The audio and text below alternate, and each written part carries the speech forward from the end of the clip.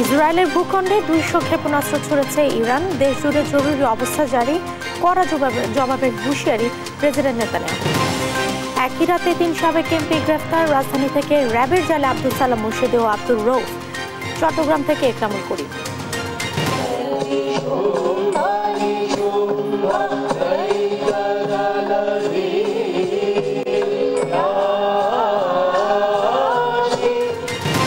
শুভ মহালয়ের মধ্য দিয়ে আজ শুরু হলো শারদীয় দুর্গোৎসবের ক্ষণ গণনা। মন্দিরে মন্দিরে সনাতন ধর্মাবলম্বীদের নানা আনুষ্ঠানিকতা। রাজশাহী অঞ্চলে কমেছে ইলিশ আহরণ, গত অর্থ বছরে নেমেছে অর্ধেকে। পদ্মার গভীরতা বাড়ানো ও মাছ ধরা বন্ধের পরামর্শ। এবং চ্যাম্পিয়ন্স লিগে বড় ব্যবধানে জিতেছে Barcelona, man city, Inter Milan ও ডর্টমুন্ড। হাই ভোল্টেজ ম্যাচে পিএসজিকে হারালো আর্সেনাল। দেখছিলেন শিরোনাম সংবাদ সকালে, সঙ্গে আছে আমি জেসিকা আবেদিন।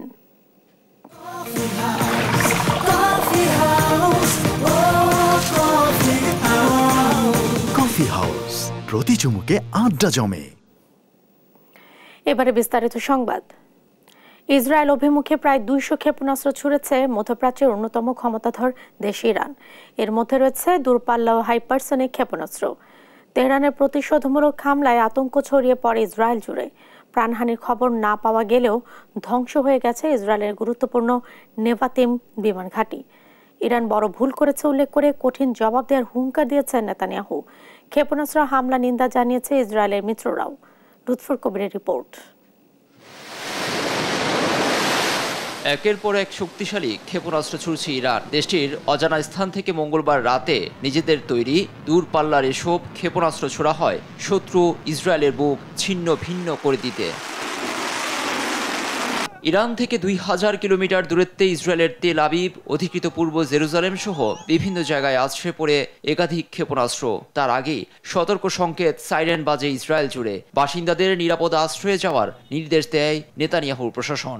ইসরায়েলি নিরাপত্তা মন্ত্রিসভা জরুরি বাংকারে আশ্রয় নেয়। তেল আবিবের রাস্তায় আতঙ্ক ছড়িয়ে পড়ে, অনেককেই ঘর থেকে মোবাইলে ক্ষেপণাস্ত্র হামলার দৃশ্য ধারণ করতে দেখা যায়। ক্ষয়ক্ষতি হয় বেশ কিছু স্থাপনা।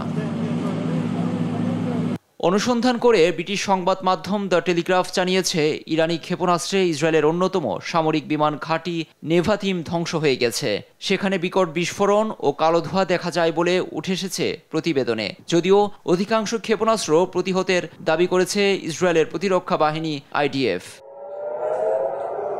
গাজায় ফিলিস্তিনিদের ওপর অত্যাচার, লেবাননে হামলা, হামাস নেতা ইসমাইল হানিয়া এবং হিজবুল্লাহ প্রধান হাসান নাসরাল্লাহকে হত্যার জেরে ক্ষেপণাস্ত্র ছুড়ে প্রতিশোধ নেওয়া হয়েছে বলে দাবি তেহরানের। দেশটির ইসলামিক বিপ্লবী গার্ড IRGCর প্রধান মেজর জেনারেল মোহাম্মদ বাঘেরি হুঙ্কার দিয়ে বলেছেন, ইসরায়েলের পক্ষ থেকে প্রতিশোধ নেওয়ার চেষ্টা হলে পরিণতি হবে আরও ভয়াবহ। ইরান ইসরায়েলের বুকে ক্ষেপণাস্ত্র ছুড়ে বড় ভুল করেছে, তার খেসারত দিতে হবে দেশটিকে। এক ভিডিও বার্তায় তাৎক্ষণিক এমন হুঙ্কার দিয়েছেন ইসরায়েলি প্রধানমন্ত্রী বিনিয়ামিন নেতানিয়াহু। এদিকে মধ্যপ্রাচ্যে শিগগিরই বড় ধরনের প্রতিক্রিয়া দেখানোর বার্তা দিয়েছে IDF। ইরানের ক্ষেপণাস্ত্র হামলা ব্যর্থ হয়েছে বলে দাবি করেছে ইসরায়েলের মিত্র যুক্তরাষ্ট্র। মধ্যপ্রাচ্যে থাকা মার্কিন বাহিনী ইরানের অনেক ক্ষেপণাস্ত্র ভূপাতিত করতে সহায়তা করেছে বলে দাবি করেন মার্কিন প্রেসিডেন্ট জো বাইডেন। এদিকে তেহরানের আচরণকে বেপরোয়া আখ্যা দিয়ে বিশ্বকে এর নিন্দা জানানোর আহ্বান জানিয়েছে মার্কিন পররাষ্ট্র দপ্তর। অন্যদিকে পরিস্থিতিকে আর জটিল না করে বিবদমান পক্ষগুলোকে শান্ত থাকার আহ্বান জাপানের। লুৎফর কবির, নিউজ ডেস্ক, দেশ টিভি। এদিকে ইসরায়েলের গোয়েন্দা সংস্থা মোসাদের হেডকোয়ার্টার এবং সেনাবাহিনীর গোয়েন্দা ঘাঁটি লক্ষ্য করে হামলা চালিয়েছে লেবাননের সশস্ত্র গোষ্ঠী হিজবুল্লাহ। এছাড়া লেবাননে ইসরায়েলের সেনাদের প্রবেশের তথ্য মিথ্যা বলেও দাবি করেছে গোষ্ঠীটি। এদিকে ইসরায়েলকে সংঘাত বন্ধের আহ্বান জানিয়েছেন ব্রিটিশ পররাষ্ট্রমন্ত্রী ডেভিড ল্যামি। বিস্তারিত জানাচ্ছেন রায়হান কবির শুভ্র। ফিলিস্তিনের গাজা উপত্যকায় স্বাধীনতাকামী সংগঠন হামাসকে নির্মূলের নামে সামরিক অভিযান শুরুর পর থেকেই ইসরায়েলের ওপর রকেট যুদ্ধ শুরু করেছিল লেবাননের সশস্ত্র গোষ্ঠী হিজবুল্লাহ। সময় গড়ানোর সঙ্গে সঙ্গে এই হামলা তীব্রতর হতে শুরু করলে পাল্টা হামলা শুরু করে ইসরায়েল। স্থানীয় সময় সোমবার রাতে লেবাননে সীমিত আকারে স্থল হামলা শুরুর দাবি করে বিবৃতি জানায় ইসরায়েলের প্রতিরক্ষা বাহিনী IDF। তবে ইসরায়েলের এই দাবি মিথ্যা বলে পাল্টা দাবি করেছে হিজবুল্লাহ। গোষ্ঠীটির যোদ্ধা ও ইসরায়েলি সেনাদের মধ্যে সরাসরি কোনো সংঘর্ষ হয়নি, তবে এমন যুদ্ধের জন্য পুরোপুরি প্রস্তুত বলে জানায় হিজবুল্লাহ। চলমান উত্তেজনার মধ্যেই ইসরায়েলকে লেবাননের সাথে নতুন করে সংঘাতে না জড়ানোর আহ্বান জানিয়েছেন যুক্তরাজ্যের পররাষ্ট্রমন্ত্রী David Lammy. None of us want to return to the years. আমরা কেউই বিভীষিকাময় বছরগুলিতে ফিরে যেতে চাই না। সে কারণেই আমরা বিশ্বাস করি রেজুলেশন 1701 বাস্তবায়ন করা উচিত। আগামীতে রাজনৈতিক সমাধান হোক। লেবানন ইস্যুতে ইসরায়েলকে সামরিক পথ থেকে বিরত থাকার আহ্বান জানাচ্ছি। That resolution 1701 should be implemented. Israeli আগ্রাসনের মধ্যে লেবাননের পাশে থাকার প্রতিশ্রুতি দিয়েছেন তুরস্কের প্রেসিডেন্ট রিসেপ তাইপ এরদোয়ান। তুর্কি সংসদের উদ্বোধনী বক্তৃতায় লেবাননে ইসরায়েলের কার্যক্রম নিয়ে কথা বলার সময় এমন মন্তব্য করেন তিনি। İsrail'in Filistin'de, Gazze'de yaklaşık bir yıldır yürüttüğü Israel প্রায় 1 বছর ধরে গাজায় যে সন্ত্রাস ও গণহত্যা চালাচ্ছে তা দুর্ভাগ্যজনকভাবে আজ লেবাননে বিস্তৃত হয়েছে। লেবাননে সন্ত্রাসী হামলা চালাচ্ছে, একই সঙ্গে ওই অঞ্চলের দেশগুলোকে যুদ্ধের দিকে টেনে নেওয়ার সর্বাত্মক প্রচেষ্টা চালাচ্ছে। আমি এখান থেকে খুব স্পষ্টভাবে ইসরায়েলকে সতর্ক করতে চাই, সাবধান হও, লেবাননে স্থল অভিযানের ফল হবে ভয়ঙ্কর। আমরা আমাদের সমস্ত শক্তি দিয়ে লেবাননকে সমর্থন করব। একইভাবে লেবানন রক্ষায় ইসলামিক বিশ্বকে পাশে চাই। ateşine çekmek için her yola başvuruyor. এদিকে ইসরায়েলের গোয়েন্দা সংস্থা মোসাদের হেডকোয়ার্টার এবং সেনাবাহিনীর গোয়েন্দা ঘাঁটি লক্ষ্য করে হামলা চালিয়েছে লেবাননের সশস্ত্র গোষ্ঠী হিজবুল্লাহ। মোসাদের হেডকোয়ার্টার লক্ষ্য করে তেল আবিবে হামলার পর মধ্য ও উত্তর ইসরায়েলের বেসামরিকদের জন্য নতুন বিধিনিষেধ ঘোষণা করেছে ইসরায়েলি প্রতিরক্ষা বাহিনীর home front command. Raihan Kabi Shuvro, news desk, Desh TV. অন্য প্রসঙ্গ, খুলনা 4 আসনের সাবেক সংসদ সদস্য আব্দুস সালাম মুর্শেদীকে গ্রেফতার করেছে র্যাব। গতরাতে রাজধানীর বসুন্ধরা আবাসিক এলাকা থেকে তাকে গ্রেফতার করা হয়। র্যাব জানিয়েছে 2022 সালে খুলনার ফুলতরা এলাকায় হামলা, আক্রমণ ও হত্যার অভিযোগে দায়ের করা মামলার ভিত্তিতে তাকে গ্রেফতার করা হয়। এদিকে নোয়াখালী 4 আসনের সংসদ সদস্য একরামুল করিম চৌধুরীকে চট্টগ্রাম নগরী খুলশী থেকে গ্রেফতার করেছে র্যাব। এ সময়ে উদ্ধার করা হয় নগদ 10 লাখ টাকা সহ বেশ কিছু বিদেশি মুদ্রা। সেই সঙ্গে কুষ্টিয়া 4 আসনের সংসদ সদস্য আব্দুর রৌফকে রাজধানীর মিরপুর থেকে গ্রেফতার করেছে র্যাব। এছাড়া এক্সিম ব্যাংকের সাবেক চেয়ারম্যান ও নাসা গ্রুপের চেয়ারম্যান নজরুল ইসলাম মজুমদারকে রাজধানীর গুলশান থেকে গ্রেফতার করে ডিবি পুলিশ। আজ তাদের আদালতে তোলা হতে পারে।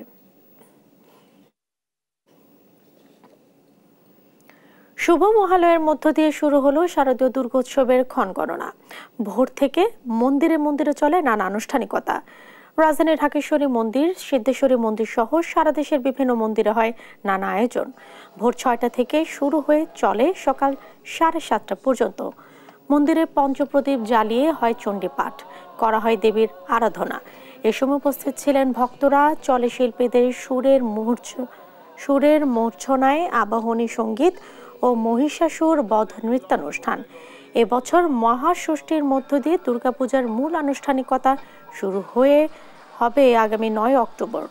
দশমীতে প্রতিমা বিসর্জনের মধ্য দিয়ে 13ই অক্টোবর শেষ হবে দুর্গোৎসব। আজকে শুরু বোধন হবে, আগামীতে ভূবোধন হবে। আজকে মাকে আমন্ত্রণ জানানো হলো, মা আসছে আমাদের এই ধরাধামে সবার সুস্বাস্থ্য শান্তি নিয়ে, মায়ের এই বার্তা নিয়েই আসবে মা। এবারের প্রত্যাশা হলো মূলত শান্তি। আমরা জানি যে আমরা শান্তি মানে সকলেরই কাম্য, একান্তই কাম্য। তো আমার মূল ইচ্ছা হলো এবারে শারদীয় দুর্গোৎসবে বা দুর্গাপূজায় যেন মা সকলের জীবনে সুখ, শান্তি, সমৃদ্ধি এবং সুস্বাস্থ্য দেয়। অন্তর্বর্তী সরকারের মেয়াদ বা আগামী নির্বাচনের দিনক্ষণ এখনো ঠিক হয়নি বলে জানিয়েছেন প্রধান উপদেষ্টা ডক্টর মোহাম্মদ ইউনূস। জানানির সিদ্ধান্ত অন্তর্বর্তী সরকারই নেবে। নিউ ইয়র্কে ভয়েস অফ আমেরিকা বাংলাদেশকে দেয়া একান্ত সাক্ষাৎকারে বিষয়টি স্পষ্ট করেন তিনি। ভারতে পলাতক শেখ হাসিনাকে আইনি উপায়ে ফেরত চাওয়া হবে বলেও জানান নোবেলজয়ী। বলেন ভারতের সঙ্গে আর তার সরকার সম্পর্ক এগিয়ে নিতে চায়। লুৎফর কবিরের রিপোর্ট। নির্বাচন, সার্কভুক্ত দেশগুলোর সঙ্গে সম্পর্ক এবং শেখ হাসিনাকে ফেরানোর প্রশ্নে নিউ ইয়র্কে সম্প্রতি ভয়েস অফ আমেরিকার মুখোমুখি হন বাংলাদেশের প্রধান উপদেষ্টা ডক্টর মোহাম্মদ ইউনূস। বাংলাদেশের নানা পরিস্থিতি উঠে আসে এই সাক্ষাৎকারে। শুরুতেই বাংলাদেশের বর্তমান নিরাপত্তা ব্যবস্থায় পুলিশের ভূমিকা নিয়ে প্রশ্নের জবাবে প্রধান উপদেষ্টা মনে করেন শীঘ্রই তাদের উপর জনগণের আস্থা ফিরবে। তারা দেখছে যে তাদের যে ক্ষমতা ব্যবহার করতে পারছে না, তার ফলে সেনাবাহিনীর কাছে দায়িত্ব পালন করতে হচ্ছে, সেটা তাদের জন্য খুব সুখকর বিষয় না। তরুণদের হাত ধরেই নতুন বাংলাদেশের জন্ম হয়েছে, তাদের হাতেই দায়িত্ব তুলে দেওয়া উচিত বলে মনে করেন ডক্টর ইউনূস। আমি বরাবরই বলে এসছি, এখানে দায়িত্ব পালন করার আগে থেকেই বলছি যে তরুণদের হাতে, কারণ তারাই তাদের ভবিষ্যৎ নিজেরা রচনা করবে। আমরা তাদের হয়ে রচনা যেটা করব সেটা ঠিক হবে না। তো কাজেই আমি আবারও মনে করি যে সারা বাংলাদেশের বিষয় নয়, সারা দুনিয়াতে তরুণদের হাতে দায়িত্ব দিয়ে দেওয়া ভালো। বাংলাদেশের নির্বাচন কবে হবে, সময় ও দিনক্ষণ এখনো ঠিক হয়নি বলে ভয়েস অফ আমেরিকার বাংলাকে জানান প্রধান উপদেষ্টা। সরকার তো কোনো মত দেয় না এই পর্যন্ত, কাজে সরকার কখন মেয়াদ ঠিক করবে সেটা সরকারকে বলতে হবে। সরকার না বলা পর্যন্ত তো সেটা সরকারের মেয়াদ হচ্ছে না। সীমান্ত সহ নানা ইস্যুতে ভারতের সঙ্গে বাংলাদেশের সম্পর্ক নিয়ে উঠে আসে সাক্ষাৎকারে। তিক্ততা পেছনে ঠেলে দুদেশের স্বার্থে সম্পর্ক এগিয়ে নেওয়ার পক্ষে ডক্টর ইউনূস। আমরা তাদের কাছে পরিষ্কার করে বলে দিচ্ছি যে আমরা চাই, সুসম্পর্ক চাই, কারণ এটা ভারতেরও দরকার, আমাদেরও দরকার। আমরা দুই প্রতিবেশী। ভারতে পলাতক সাবেক প্রধানমন্ত্রী শেখ হাসিনাকে আইনগতভাবে ফেরত চাওয়া হবে বলে জানান এই নোবেল জয়ী। এটা একটা আইনগত বিষয়, নিশ্চয়ই আমরা তাকে ফেরত চাইবো, যেখানেই থাকুক তিনি ফেরত চাইবে। যখন আইনগতভাবে আমরা যে সিদ্ধান্ত আছে সেই সিদ্ধান্ত আমরা বাস্তবায়ন করতে পারি। সাক্ষাৎকারে সার্ক পুনর্গঠনের উপর জোর দিয়েছেন ডক্টর ইউনূস। এছাড়া নতুন করে মিয়ানমারের রোহিঙ্গাদের বাংলাদেশে আশ্রয় দেওয়া সম্ভব নয় বলে জানান তিনি। ক্ষমতা যাওয়া উচিত। লুৎফর কবির, নিউজ ডেস্ক, দেশ টিভি। সংস্কার নিয়ে তাড়াহুড়া না করতে প্রবাসী বাংলাদেশিরা অনুরোধ করেছেন বলে জানিয়েছেন পররাষ্ট্র উপদেষ্টা তৌহিদ হোসেন। এদিকে নিজেদের স্বার্থেই ভারতের সাথে সম্পর্ক ভালো রাখার উপর জোর দিয়ে তিনি বলেন, আগামী নভেম্বরে থাইল্যান্ডে বিমস্টেক সম্মেলনের ফাঁকে হতে পারে ঢাকা দিল্লি বৈঠক। 4 অক্টোবর মালয়েশিয়ার প্রধানমন্ত্রীর ঢাকা সফরের কথা জানান তিনি। শিউলি রাকের সাথে আরো জানাচ্ছেন জান্নাতুল মোহনা। জাতিসংঘের সাধারণ পরিষদের অধিবেশন নিয়ে মঙ্গলবার বিকেলে পররাষ্ট্র মন্ত্রণালয়ে সংবাদ সম্মেলন করেন পররাষ্ট্র উপদেষ্টা মোহাম্মদ তৌহিদ হোসেন।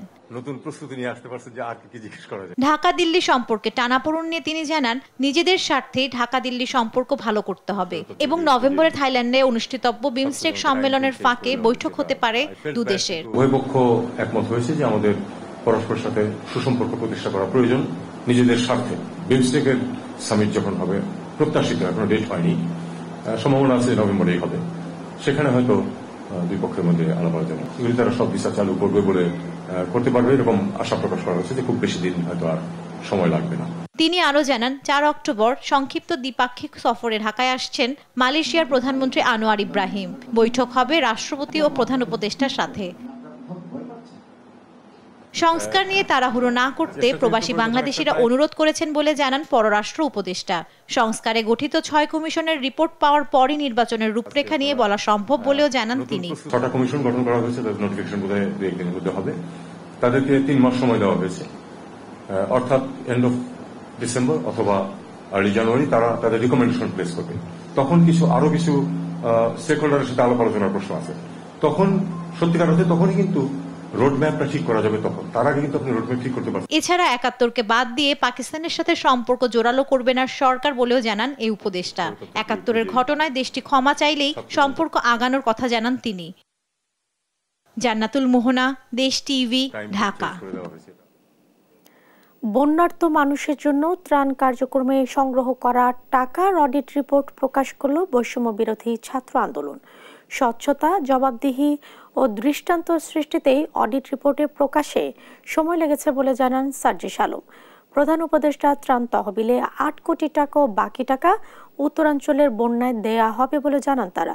আলিমুজ্জামান সাফওয়ানের রিপোর্ট। বন্যার্তদের টাকার অডিট রিপোর্ট প্রকাশ ও পরবর্তী পরিকল্পনা নিয়ে সংবাদ সম্মেলন করে বৈষম্য বিরোধী ছাত্র আন্দোলন। আমাদের যে ত্রাণ কার্যক্রম চলেছিল, এ সময় তারা বলেন মোট 11,69,00,000 টাকা দুর্গতদের জন্য উত্তোলন করা হয়েছে, যার মধ্যে ব্যয় হয়েছে 1,78,33,000 টাকা। বৈষম্য বিরোধী ছাত্র আন্দোলন তারা ডোনেশন প্রায় পেয়েছিল প্রায় আমাদের হিসাব মতো, এবং তাদের সাথে সকল ডকুমেন্ট দেখে আমরা যে রিপোর্টে যেটা আছে 11,69,84,420 টাকা। তারা খরচ করেছে 1,78,33,207 টাকা। 30 সেপ্টেম্বর 2024 সালে তাদের ব্যাংকে ক্যাশ টাকা আছে, মানে ব্যাংকে আছে 9,91,51,213 টাকা।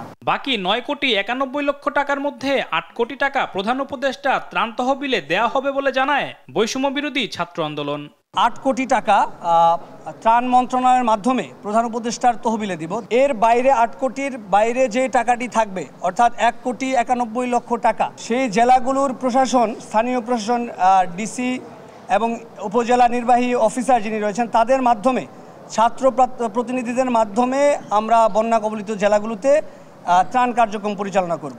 স্বচ্ছতা, জবাবদিহি ও দৃষ্টান্ত সৃষ্টিতেই অডিট রিপোর্ট প্রকাশে সময় লেগেছে বলে জানান অন্যতম সমন্বয়ক সার্জিস আলম। আমি যদি এই অডিটটি না করতাম, কিছুদিন আগে করতে পারতাম, কিন্তু এই যে দৃষ্টান্তটি, স্বচ্ছতার জায়গাটি আমাদের মনে হচ্ছে এটি কিছুদিন পরের চেয়ে অনেক বেশি গুরুত্বপূর্ণ ছিল। সংগঠনটি জানায় বৈষম্য বিরোধী ছাত্র আন্দোলনের নামে চলতি ব্যাংক হিসাব থাকায় কোনো মুনাফা নেননি তারা। আলিমুজ্জামান সাফওয়ান, দেশ টিভি, ঢাকা। 70-এর দশক পর্যন্ত রাজশাহীর পদ্মায় মিলত ঝাঁকে ঝাঁকে রূপালী ইলিশ। আকারে বড়, স্বাদে অতুলনীয়, দামে কম ও সহজলভ্য হওয়ায় সবার নাগালে ছিল। পদ্মার উজানে ফারাক্কা বাঁধ দেওয়ার পর থেকে পানির প্রবাহ যেমন কমেছে, নদীতে ইলিশের পরিমাণ কমতে থাকে, যা এখন প্রায় শূন্যের কোটায়। তবে পদ্মার পানির গভীরতা বাড়ানো গেলে ও মা ইলিশ ধরা বন্ধ করলে আবারও ইলিশের পুরনো সেই সুদিন ফেরানো সম্ভব বলে মনে করছেন বিশেষজ্ঞরা। কাজী শাহেদের প্রতিবেদন। 70-এর দশকে পদ্মায় জেলের জালে ধরা পড়ত ঝাঁকে ঝাঁকে ইলিশ। বঙ্গোপসাগর থেকে উজানে রাজশাহী হয়ে ভাগলপুর পর্যন্ত যেত ইলিশ এবং ডিম ছাড়ত। ফারাক্কায় বাঁধ দেওয়ার পর রাজশাহীতে ইলিশ কমতে থাকে। বাঁধের কারণে পদ্মার পানি প্রবাহ কমে যাওয়ায় স্রোতও কমে যায়, ফলে হার্ডিন ব্রিজ অতিক্রম করে ঝাঁকে ঝাঁকে ইলিশ আসা বন্ধ হয়ে যায়। এই মেঘনা হয়ে পদ্মায় চলে আসে, পদ্মা হয়ে আবার উজানে এসে রাজশাহীর গঙ্গাতে আসে। এদিকে যমুনা বেয়েও ওরা আসাম পর্যন্ত যেত। আর এই পদ্মা দিয়ে এবং গঙ্গা দিয়ে ভাগলপুর অবধি ওখানে মানুষ ইলিশ ধরত। কিন্তু এটা ব্যত্যয় ঘটে গেল আমাদের এই গঙ্গায় পানি কমে যাওয়ায়। রাজশাহীর সুলতানগঞ্জ থেকে 4.7 কিলোমিটার এলাকা পদ্মা নদী থেকে ভারতের ভেতরে চলে গেছে। ফলে বাংলাদেশের অংশে মা ইলিশ ও জাটকা ধরা বন্ধ থাকলেও ভারতের দিকে তা উন্মুক্ত থাকছে। এজন্য রাজশাহীতে ইলিশ কমছে বলছেন এই গবেষক। মা ইলিশ মাছ ধরা নিষিদ্ধকাল থাকলেও ইন্ডিয়ান সাইডে কিন্তু নিষিদ্ধকাল নাই, যার কারণে আমরা 17 সাল থেকে 23 সাল পর্যন্ত গবেষণায় দেখছি ফারাক্কা বাঁধ বা চাঁপাইনবাবগঞ্জ এরিয়ার পদ্মার অংশে কোনো বড় ইলিশ পাওয়া যায় না। গত 6 অর্থ বছরে আহরণের হার লক্ষ্য করলে দেখা যায় 2020-21 অর্থ বছরে যেখানে 741 মেট্রিক টন ইলিশ আহরণ করা গেছে, সেখানে গত অর্থ বছরে তা কমে প্রায় অর্ধেকে নেমে 492 মেট্রিক টন। মৎস্য অধিদপ্তরের কর্মকর্তারা বলছেন এখন ইলিশ সেভাবে নিচু এলাকা থেকে উজানে আসে না। নদীতে পানির গভীরতা কমে যাওয়া, বাদ দেয়া, ড্রেজিংয়ে পানি ঘোলা হয়ে যাওয়া, তীব্র শব্দের কারণে ইলিশ আসা কমে গেছে। পদ্মা এখানে অসংখ্য চর্চ আছে, এটা হলো এক। আর দ্বিতীয় হলো ওই বালু উত্তোলন করে, সেখানে একটা ভট ভট ভট ভট শব্দ হয়, আর ইলিশ মাছ শব্দ পছন্দ করে না। তৃতীয় হলো যে ড্রেজিং করে, যে ড্রেজিংও কিন্তু পর্যাপ্ত পরিমাণে শব্দ হয়। এই শব্দের কারণে যখন এসে শব্দ শোনে ইলিশ আর ওই জায়গায় ঢুকতে চায় না, তখন আবার ব্যাক করে। ইলিশ সম্পদ উন্নয়ন ও ব্যবস্থাপনার দায়িত্বে থাকা কর্মকর্তারা বলছেন ভাটার, শরীয়তপুর, চাঁদপুর ও ভোলা অঞ্চলে আধুনিক যন্ত্রপাতি ব্যবহার করে মাছ ধরার কারণে উজান এলাকায় পর্যাপ্ত মা ইলিশ যেতে পারে না, তাই রাজশাহী অঞ্চলে কমছে ইলিশ। কাজী শাহেদ, দেশ টিভি, রাজশাহী। নবীনগর চন্দ্রা মহাসড়ক অবরোধ করেছেন পোশাক শ্রমিকরা। এদিকে গাজীপুরে উৎপাদন রয়েছে 98% কারখানায়। বিস্তারিত জানাতে সাভার ও গাজীপুর থেকে সরাসরি যুক্ত হচ্ছেন সহকর্মী শাহিনুর রহমান এবং নজরুল ইসলাম। আমরা শুরুতেই চলে যাচ্ছি সহকর্মী শাহিনুরের কাছে। শাহিনুর, কত শতাংশ কারখানা উৎপাদন স্বাভাবিক রয়েছে? আবারও শ্রমিকদের বিক্ষোভ কর্মসূচি রয়েছে কিনা? তাদের সাথে আপনার কোনো এই বিষয়ে কথা হয়েছে কিনা? বিস্তারিত তথ্য আমাদের জানাবেন। জেসিকা, আপনাকে ধন্যবাদ। আমি কিন্তু এই মুহূর্তে আছি আশুলিয়া শিল্প অঞ্চলে ঢাকা ইপিজেডের সামনে নবীনগর চন্দ্রা মহাসড়কে। আপনাকে যদি জানিয়ে রাখি যে আজকে কিন্তু আমরা দেখেছি ইপিজেড এবং ইপিজেডের বাইরে কিন্তু বেশিরভাগ কারখানায় কিন্তু উৎপাদন কিন্তু চলতেছে কোনো রকম। আমরা দেখেছি সকাল 8টা থেকে কিন্তু শ্রমিকরা কিন্তু কাজে যোগ দিয়েছে, এমনটি কিন্তু আমরা দেখেছি। এবং সেই সাথে আপনাকে জানিয়ে রাখি যে গত দুদিন যাবৎ কিন্তু এই যে বার্জ গ্রুপের যে শ্রমিকরা বকেয়া বেতনের দাবিতে কিন্তু নবীনগর চন্দ্রা মহাসড়কের বাইপাল নামক স্থানে কিন্তু তারা রাস্তা বন্ধ করে কিন্তু তারা রাস্তায় বসে আছে, যার ফলে কিন্তু যান চলাচল বন্ধ আছে, যার ফলে বিশাল যানজটের সৃষ্টি হয়েছে আমরা দেখতে পাচ্ছি। এবং আমরা কিন্তু শ্রমিকদের সাথে কথা বলেছি, শ্রমিকরা আমাদেরকে জানিয়েছে যে তাদের যে বকেয়া বেতনের দাবিতে কিন্তু তারা অবস্থান নিয়েছে। এবং সেই সাথে আপনাদেরকে জানিয়ে রাখি যে পর্যন্ত তারা বলেছে, তারা অনেকে জানিয়েছে যে বেতন যে পর্যন্ত না দিবে এ পর্যন্ত তারা রাস্তা ছাড়বে না, এমনটি কিন্তু জানিয়েছে। আমরা যদি এখানে কয়েকজন চালকদের সাথে কথা বলার চেষ্টা করি যে আচ্ছা, এই যে আপনারা কতক্ষণ যাবত এখানে আটকা আছেন? আজকে আমরা 3 দিন যাবত আটকা আছি। এখানে খাওয়া নাই, গোসল নাই, কোনো ব্যবস্থা নাই। তারপরে সব রকমের মাল, সবজি, ছাগল, মুরগি এগুলো সব মারা যাচ্ছে, নষ্ট হয়ে যাচ্ছে। আমাদেরকে কেউ সহায়তা করুক যাতে আমরা এখান থেকে বাড়াইতে পারি। আচ্ছা, এই যে আপনি তো এখানে যে পরিবহনের সাথে আমি দেখলাম যে এখানে হাঁটাহাঁটি করতেছেন, আসলে কি? আমি প্রায় বাইবেল থেকে শ্রীপুর পর্যন্ত হাঁটাহাঁটি করলাম। অনেক জায়গায় দেখতেছি যে ডিম পচে গেছে, মাছ নষ্ট হয়ে গেছে। এখানে তো আমরা যতদূর দেখতেছি গার্মেন্টস শ্রমিকের সব দাবি আদায় হয়ে গেছে। এই দেশে কি মানে এটা কেমন স্বাধীন দেশ? এখানে তো গার্মেন্টস শ্রমিকরা শুধু মানুষ না, আমরাও তো মানুষ। এখানে কত খাবার নষ্ট হওয়া যাচ্ছে, ড্রাইভারের গোসল নাই, কিছু নাই। আমরা তো অনেক জায়গায় দেখতেছি কাঁচামাল মনে করেন ডেনে মানে ফালায় রাখতেছে। আচ্ছা, যেমনটি বলছিলেন আসলে মানুষ চায় যে যত দ্রুত সম্ভব এর সমাধান হয়ে যাতে যান চলাচল স্বাভাবিক হয়, তাতে মানুষ নির্বিঘ্নে এই রাস্তা চলাচল করতে পারে লাখো মানুষ। এই ছিল আশুলিয়ার ইয়ে থেকে। আমরা একই খবর নিয়ে চলে যাব গাজীপুরের নজরুলের কাছে। নজরুল।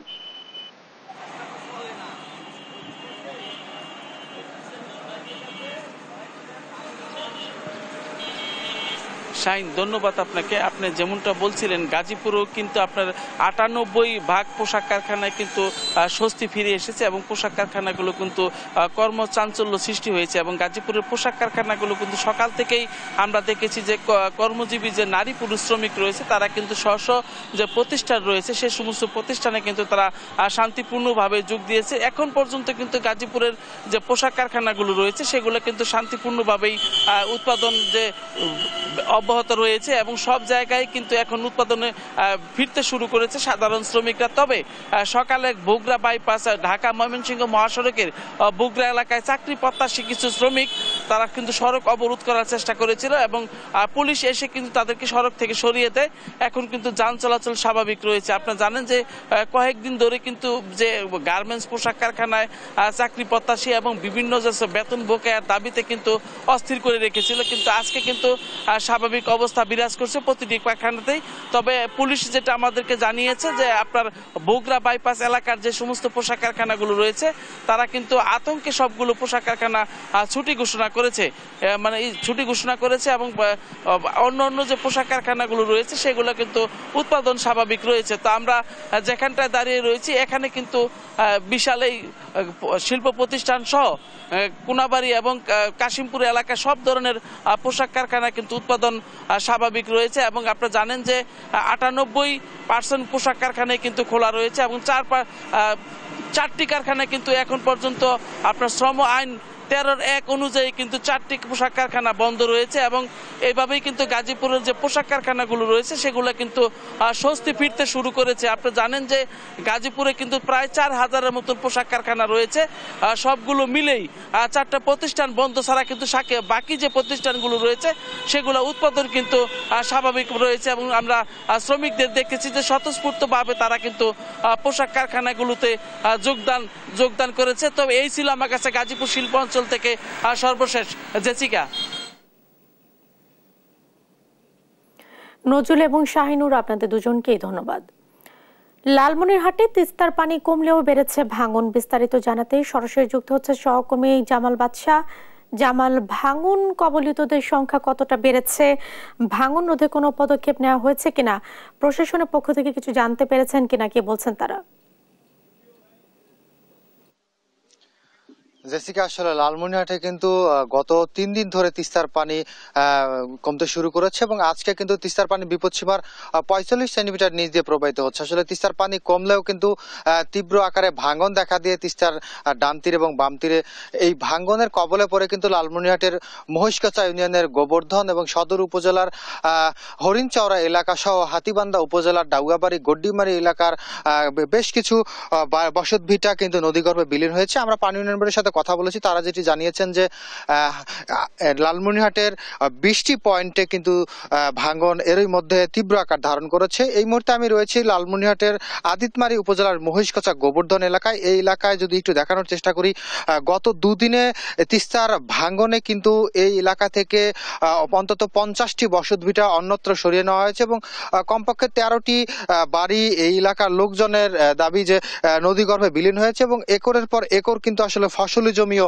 নদীগর্ভে বিলীন হয়েছে। তাছাড়া একটি বিষয় জানাতে চাই যে লালমনিরহাটের শুধু এই এলাকা নয়, হরিণচাওড়া সহ যে 20টি পয়েন্টে নদীর ভাঙন দেখা দিয়েছে সেই প্রত্যেকটি এলাকায় কিন্তু শতাধিক বসতবাড়ি মানে অত্যন্ত ঝুঁকিপূর্ণ অবস্থা রয়েছে কিন্তু এই অঞ্চলের বাসিন্দারা, যারা এর আগেও কিন্তু একাধিকবার ভাঙনের কবলে পড়ে বাড়ি অন্যত্র সরিয়ে নিয়েছেন, অনেকেই অন্যের জমিতে বা রাস্তায় আশ্রয় নিয়েছেন। আমরা পানি উন্নয়ন বোর্ডের সাথে কথা বলেছিলাম, ভাঙন ঠেকাতে তারা কি ধরনের পদক্ষেপ নিয়েছে বিষয়টি জানতে চেয়েছিলাম। তারা যেটি জানিয়েছেন যে তিস্তার ভাঙন ঠেকাতে কিন্তু আসলে তারা শুধুমাত্র জিও ব্যাগ ফেলে জরুরি আপৎকালীন কাজ হিসেবে তারা ভাঙন প্রতিরোধের চেষ্টা করছে। তবে এটি কিন্তু আসলে অতি নগণ্য একটি পদক্ষেপ বলে দাবি করছেন তিস্তার যে ভাঙন কবলিত এলাকাগুলো রয়েছে এবং যারা ভাঙনের শিকার হয়েছে তারা।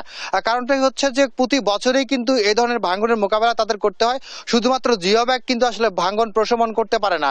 আরেকটি বিষয় হচ্ছে তিস্তার পানি কিন্তু নদীগর্ভে ধারণ ক্ষমতা কমে এসেছে জন্যই কিন্তু অল্প পানিতেই বন্যা এবং পানি দ্রুত কমে যাওয়ার পরে কিন্তু নদী ভাঙনের সৃষ্টি হয়।